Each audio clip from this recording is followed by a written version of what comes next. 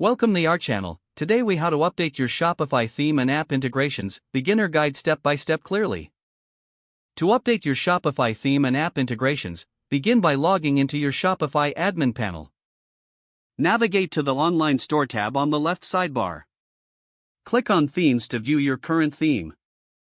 To check for updates, find your current theme listed on the page. Look for the Actions button next to your theme. Click on Actions, then select Edit Code from the drop-down menu. This will take you to the theme code editor where you can make changes if needed.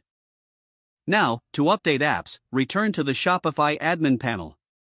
Click on the Apps section in the sidebar. Review the list of installed apps to identify which ones need updating.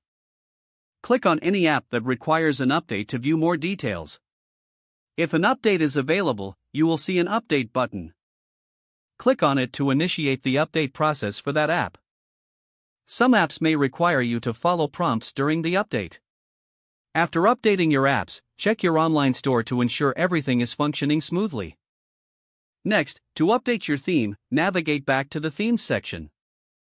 If a newer version of your theme is available, it will typically be listed at the top. Follow the on-screen instructions to initiate the theme update. Once the update is complete, preview your store to see the new changes. Make sure to check key pages for any layout shifts or issues. If necessary, consult the theme documentation for further customization guidance. Remember to save all changes and adjustments you've made. Finally, monitor your store for performance and any potential issues after completing updates.